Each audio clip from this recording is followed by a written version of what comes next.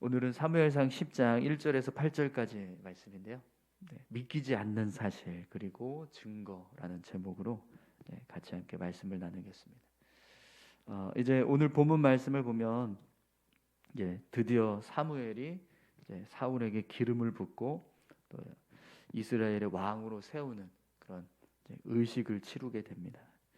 여러분 1절 한번 볼까요? 이에 사무엘이 기름병을 가져다가 사울의 머리에 붓고 입맞추며 이르되 여호와께서 내게 기름을 부으사 그의 기업의 지도자로 삼지 아니하셨느냐. 아멘. 사무엘이 사울의 머리에 기름을 붓습니다. 그리고 하나님께서 이스라엘의 왕으로 너를 세워주셨다, 이런 이야기를 합니다. 여러분 그때 사울의 심정이 어땠을까요? 네. 어제 우리가 말씀도 같이 보았지만 사무엘의 행동이 사실 사울에게는 전혀 이해가 되지 않았을 거예요. 자신을 이스라엘 지파 중에서 굉장히 가장 큰 지파인 것처럼, 또 자신의 아버지 집이 이스라엘 백성들로부터 어떤 부러움의 대상, 흠모의 대상이 된다라고 하는 그런 말을 할 때부터 사울은 계속해서 사울의 행동에 대해서 쉽게 받아들이지 못했을 겁니다. 여러분 한번 생각해 보십시오. 이스라엘 백성들이 왕을 달라고는 했지만 그러나 이제까지 단 한 번도 왕이 없었습니다. 그런데 이제 이스라엘 왕이 세워지는데 그 첫 번째가 바로 내가 된다, 이렇게 한번 생각을 해보세요. 이건 이게 도대체 꿈이야 생시야? 뭐 이런 생각이 들지 않겠습니까? 그죠? 오늘 이제 본문에서는 이제 급기야 사울이 기름을 바르고 또 이스라엘의 왕이 되는 그런 지금 이제 의식을 당하고 있는 거예요. 그랬을 때 분명히 사울은요, 이 상황들이 다 믿어지지 않았을 겁니다. 도저히 이해가 되지 않고 믿겨지지도 않고. 왜냐하면 본인이 생각할 때는 이제 우리 지파는 베냐민 지파이고, 또 아무리 뭐 자기가 좀 풍채도 좋고 또 뭐 준수한 청년이라고는 하지만 그래도 왕이 될 만한 자격이 있을까, 이런 의구심이 있었을 겁니다. 그렇기 때문에 지금 이 모든 상황들이 다 정말 그냥 꿈 같은 그런 상황들로 받아졌을 거예요. 그래서 오늘 본문 말씀을 보면 사무엘이 사울에게 세 가지 징조를 알려줍니다. 이 세 가지 징조가 다 이루어지게 되면 이건 분명히 하나님께서 행하시는 일이야. 그러니까 이걸 믿어라. 이렇게 이제 이야기하는 거죠. 그래서 세 가지 징조에 대해서 말씀해 주고 있는데요. 그래서 첫 번째 징조를 한번 보시죠. 2절입니다. 내가 오늘 나를 떠나가다가 베냐민 경계 셀사에 있는 라헬의 묘실 곁에서 두 사람을 만나리니 그들이 내게 이르기를 내가 찾으러 갔던 암나기들을 찾은지라. 내 아버지가 암나기들의 염려는 놓았으나 너희로 말미암아 걱정하여 이르되 내 아들을 위하여 어찌하리요 하더라 할 것이요. 아멘. 첫 번째 징조는 사울이 집으로 돌아가는 과정에서 이 베냐민 경계 셀사라고 하는 곳에 라헬의 묘실이 있는데 그 묘실 곁에서 두 사람을 만나게 됩니다. 그런데 이 두 사람들이 자기 아버지의 이야기를 해주게 되는 거예요. 사울의 아버지가 사울이라고 하는 사람을 지금 이제 암나기들을 찾아오라고 보냈는데 이미 암나기들은 다 찾아서 괜찮은데 이제는 아들이 안 돌아와서 그것 때문에 걱정하고 있다고, 이런 이야기를 이제 사울에게 알려주게 된다는 거죠. 여러분 집으로 돌아가는 과정에서 자기 자신과 관련이 있는 사람의 이야기를 하는 것을 듣게 되는 상황이 흔한 일일까요? 네. 삶을 살아갈 때 우리가 우연히 만났는데, 사람을 만났는데 그 사람이 아까 내가 어느 아주머니를 만났는데 당신 이야기를 하더라. 그러면서 지금 어떻게 근황이 어떻게 되는지 굉장히 궁금해하고 있더라. 그러니까 한번 가서 연락해 보시라고, 이렇게 이야기를 하는 사람을 만났다고 한번 생각을 해보세요. 이게 도대체 뭐지? 이런 생각이 들지 않겠습니까? 네, 그렇기 때문에 이 첫 번째 이 징조도 정말 이것이 이루어진다면 분명히 이 속에는 하나님의 계획하심이 있을 것을 이제 우리가 알게 될 겁니다. 그런데 더 희한한 징조에 대해서 말씀합니다. 두 번째 징조를 한번 보시죠. 3절 4절입니다. 내가 거기서 더 나아가서 다볼 상수리 나무에 이르면 거기서 하나님을 배우려고 베델로 올라가는 세 사람을 만나리니 한 사람은 염소 새끼 셋을 이끌었고 한 사람은 떡 세 덩이를 가졌고 한 사람은 포도주 한 가죽 부대를 가진 자라. 그들이 내게 문안하고 떡 두 덩이를 주겠고 너는 그의 손에서 받으리라. 아멘. 네. 두 번째 징조는요. 사울이 집으로 돌아가다가 다볼 상수리 나무 근처에서 하나님을 배우려고 베델로 올라가는 세 사람을 만나게 됩니다. 그런데 이 사람들에게 한 가지씩 특징이 있어요. 한 사람은 염소 새끼 세 마리를 끌고 가고 있고 한 사람은 떡 세 덩이를 가지고 가고 있고 또 한 사람은 포도주 한 가죽 부대를 가지고 가고 있어요. 이 세 사람 다 하나님을 배우기 위해서 지금 베델로 올라가는 사람들입니다. 그렇기 때문에 이들이 가지고 있는 이 염소 새끼, 떡 세 덩이 그리고 포도주 한 가죽 부대는 다 뭐에 쓰여질 물건들일까요? 제사들 하나님께 제사 드리기 위해서 쓰여지는 물건들인 거예요. 그걸 가지고 지금 올라가고 있는 거죠. 그런데 이 사람들이 가지고 있는 떡 중에서 두 덩이를 사울에게 준다는 거예요.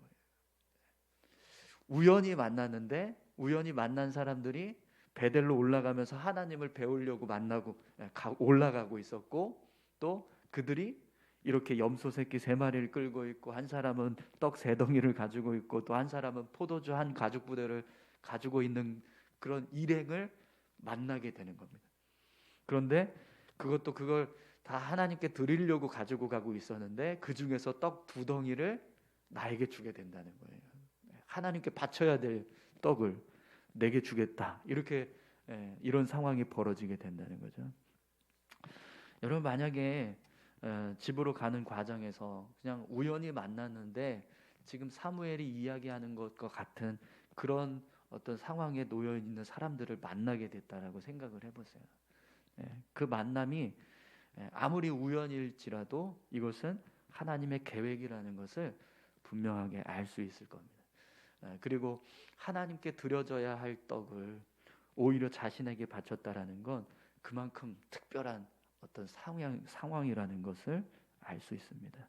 그래서 이 두 번째 징조가 이루어지게 되었을 때 사울은 하나님의 계획하심을 더 분명하게 알 수 있게 되는 거죠.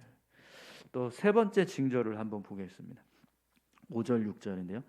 그 후에 내가 하나님의 산에 이르리니 그곳에는 블레셋 사람들의 영문이 있느니라. 내가 그리로 가서 그 성읍으로 들어갈 때에 선지자의 무리가 산당에서부터 비파와 소고와 저와 수금을 앞세우고 예언하며 내려오는 것을 만날 것이요 내게는 여호와의 영이 크게 임하리니 너도 그들과 함께 예언을 하고 변하여 새 사람이 되리라. 아멘. 세 번째 징조는 더 황당합니다. 집으로 돌아갈 때 이제 하나님의 산 근처에서 블레셋 사람들의 영문이 세워진 한 성읍을 들어가게 될 겁니다. 그런데 그 성읍에 들어갈 때 선지자들의 무리가 나온다는 거예요. 산당으로부터 비파와 소고와 저고와 수금을 앞세우면서 예언을 하면서 나오는 겁니다. 근데 그런 선지자 무리를 사울이 만나게 된다는 거죠. 그런데 더 황당한 이야기는요. 그들과 만났을 때 너에게도 하나님의 영이 임해서 너도 예언을 하게 될 것이다. 이런 이야기를 합니다. 하나님께서 선지자 무리를 만나게 하시는 것도 정말 놀라운 일이고 이것이 이루어진다라고 하면 이건 분명히 하나님의 뜻하심이 있는 겁니다. 이건 하나님께서 계획하신 일인 거예요. 그런데 그 속에 하나님께서 역사하셔서 내가 하나님의 영을 받아서 예언을 하게 된다. 이것은 분명한 하나님의 사실입니다. 하나님께서 이루시는 계획이라는 거죠. 이렇게 세 가지 징조 다 사실 정말 이것을 내가 경험했을 때는 이 모든 상황들이 하나님께서 역사하고 계시고 하나님이 주관하고 계신다는 사실을 분명하게 알 수 있는 증거들입니다. 그래서 사울이 이것을 다 이제 경험하게 되면 그때 사무엘은요 사울에게 이렇게 이야기합니다. 우리 7절 말씀 한번 볼까요? 이 징조가 내게 임하거든 너는 기회를 따라 행하라. 하나님이 너와 함께 하시느니라. 아멘. 이 세 가지 징조가 다 이루어지는 것을 경험했을 때 그때는 분명하게 알라는 거예요. 내가 지금 너에게 기름을 붓고 있고 이스라엘의 왕으로 세웠다라고 하는 이 사실이 진실이라는 것을 받아들이고 너가 앞으로 이스라엘의 왕이 될 것을 준비하라. 이렇게 지금 이야기하는 겁니다. 여러분 하나님께서 어떤 특별한 일을 이루실 때요 이렇게 정말 하나님이 분명하게 이 일을 이루고 계신다는 사실을 알 수 있도록 가르쳐 주십니다. 우리가 삶을 살아가다 보면 하나님 도대체 이게 뭔가요? 이게 정말 진짜 가능한 일이 맞습니까? 이렇게 우리의 믿음이 분명하지 못할 때가 있어요. 그러니까 이걸 내가 믿어야 되나 말아야 되나 이런 일들이 있을 때가 있습니다. 근데 그때 하나님은요 우리가 하나님의 뜻이 무엇인지를 알 수 있도록 정말 분명하게 드러내시는 겁니다. 예전에 저도 이제 중국에 가야 되는 상황이 있었는데 중국에 2년 동안 이제 가서 사역을 하게 되는데 사실 중국에 가는 게 쉬운 일이 아니었어요. 왜냐하면 정리를 다 하고 가야 되는 상황이었기 때문에 그냥 한국에서 생활하던 걸 다 접고 이제 중국에 들어간다라고 생각을 했었거든요. 그래서 정말 다 정리를 해야 되는데 근데 이 정리하는 과정이 쉽지는 않았습니다. 저희 집사람 같은 경우에는 저희 아내는 왜 가냐 처음에는 이랬거든요. 왜 우리가 가야 되냐? 중국 가서 어떻게 하려고 그러냐? 막 이랬었거든요. 네. 그래서 저도 그렇고 저희 아내도 그렇고 확신이 필요했습니다. 우리가 가야 되는지, 왜 가야 하는지, 정말 가는 게 하나님의 뜻인지 이걸 알 수 있는 확신이 필요했어요. 그래서 기도하는데 저는 이제 조금 빨리 정리가 됐어요. 이게 하나님의 뜻이구나라는 게 조금 좀 빨리 됐는데 저희 집사람은 조금 이게 오래 걸렸습니다. 한 1년 정도 시간이 필요했어요. 네. 그래서 이제 기도하고 있는데요. 어떤 일이 있었냐면 제가 마지막 어떤 경계선에서 이 마지노선으로 하나님께 이런 이제 기도를 했습니다. 새벽에 그때 부흥회 기간이었었던 것 같은데 교회에서 부흥회를 하고 있었거든요. 새벽 부흥회 하면서 새벽 예배 때 제가 기도를 이렇게 했어요. 하나님 오늘까지 연락 없으면 저 안 갑니다. 예. 그래서 오늘 하나님 저에게 연락 주시면 제가 중국 가는 걸로 알고 그렇지 않으면 저 중국 안 가겠습니다. 이렇게 기도했거든요. 그런데 정말 재밌게도요. 그날 아침에 교역자 이제 회의를 하는데 아침 출근해서 이제 담임 목사님하고 이렇게 회의하고 있는데 전화가 오는 거예요. 그래서 왜 이 시간에 전화를 하나 했는데 중국에 계시는 집사님한테 전화가 온 거예요. 네. 그래서 이제 회의 시간이라 받지 못하고 제가 나가서 이제 끝나고 나서 다시 전화를 했더니 딱 첫 마디가 뭐냐면 우리 목사님이 빨리 오래요 이렇게 이야기를 하는 겁니다. 담임 목사님이 중국에 계신 이제 교회의 담임 목사님이 빨리 부목사님 빨리 오라고 부르라고 그렇게 저한테 이야기를 이제 할 수 있도록 전달을 했다라는 거예요. 그래서 그날 아침에 이제 전화가 와서 제가 이제 더 분명하게 이제 알게 되었죠. 그래서 이제 그때서부터 막 이제 실질적으로 중국에 들어갈 준비를 하는 그런 과정을 경험한 적이 있었습니다. 네.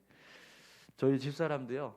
그날 큐티를 하는데 말씀이 다 내려놓으라는 그런 말씀이었던 거예요. 제가 이제 그 이야기를 했더니 오늘 내가 큐티했는데 말씀이 이런 말씀이 있더라 그러면서 저한테 이야기를 해주더라고요. 그래서 저도 그렇고 저희 아내도 그렇고 하나님께서 중국으로 들어갈 수 있도록 이렇게 길을 여시는 그런 과정들을 경험한 은혜가 있습니다. 여러분 이렇게 우리가 어떤 일들을 할 때 특별히 정말 하나님의 어떤 계획하심이 분명하게 필요한 하나님의 뜻을 알아야 하는 그런 일들이 우리의 삶 가운데 있습니다. 그때 하나님을 향해서 우리가 기도하면 하나님은 우리에게 그 길을 여시고 또 깨닫게 하시는 은혜들을 허락해 주실 줄 믿습니다. 이렇게 사울이 사무엘로부터 말씀을 들은 이 세 가지 징조를 다 경험하게 됐을 때 그때 사울의 마음에는요, 이것이 하나님의 계획하심이구나, 하나님의 뜻이구나, 그걸 알게 될 겁니다. 그때 여러분, 그때에 또 감격이 있을 거예요, 그죠?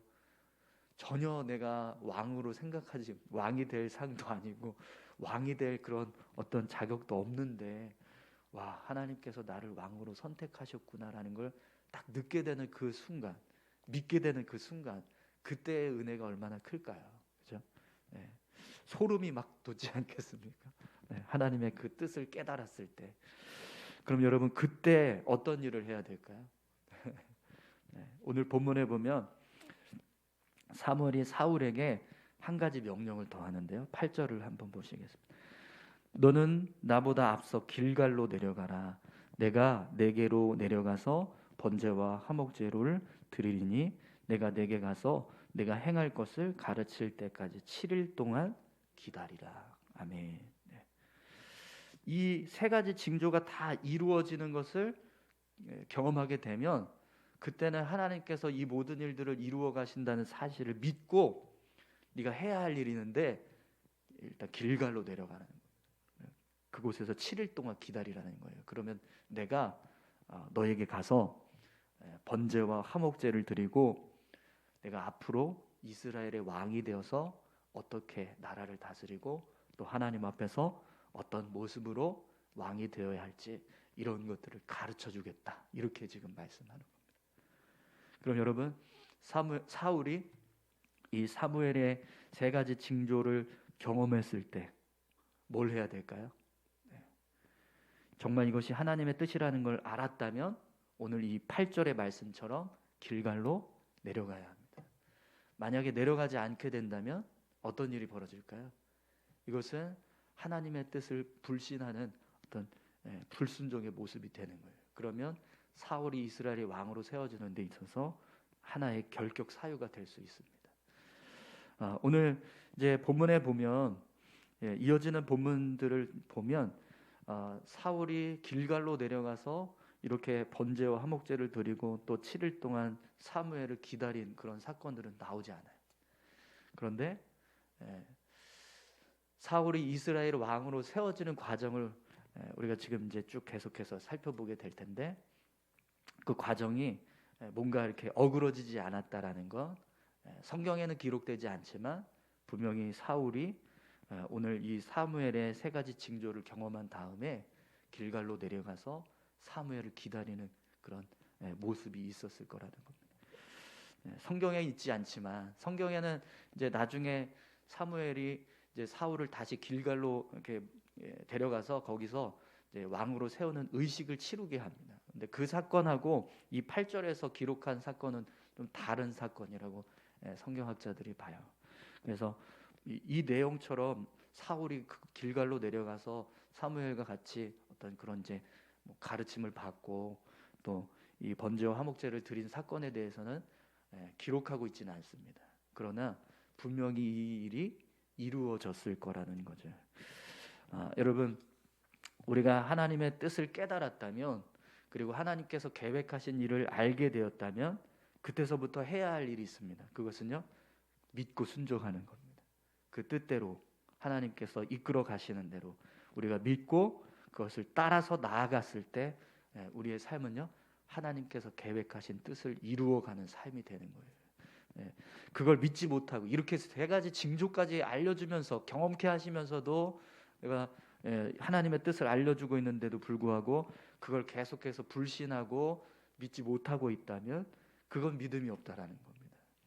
그런데 이렇게 이런 징조들을 알려주셨을 때 내가 이걸 믿고 순종해서 길갈로 내려간다면 그 모습에는요 믿음과 순종을 담은 그런 모습이 보여지게 되는 거죠. 그리고 그 모습을 통해서 하나님은요 우리가 하나님을 의지하고 신뢰하면서 나아가고 있다는 것을 보게 하신다는 것, 보신다는 겁니다. 오늘 저와 여러분들도 그렇게 우리의 삶 가운데 하나님의 뜻을 깨닫고 또 하나님의 말씀이 들려졌을 때 그 뜻에 온전히 순종하고 또 믿음으로 살아갈 수 있는 그런 귀한 모습들이 다 되셨으면 좋겠습니다. 우리 다 같이 함께 기도하시겠습니다. 함께 기도하실 때요 하나님 오늘 우리의 삶에도 우리가 하나님의 뜻을 알 수 있도록 하나님 이런 징조들을 보여주십시오. 내가 걸어가고 있는 이 길이 합당한 길인지 또 내가 계획하고 있는 어떤 일들이 하나님 보시기에 선한 일인지 하나님 깨달을 수 있도록 우리에게도 지혜를 주시고 또 하나님께서 분명하게 알게 하셔서 그 뜻대로 하나님의 뜻대로 삶을 살아갈 수 있는 믿음의 삶이 될 수 있도록 우리를 인도해 달라고 여러분 같이 함께 다 같이 기도하시겠습니다. 감사합니다. 하나님 우리를 이끌어 가시는 선하신 하나님이신 줄 믿습니다. 우리의 삶 가운데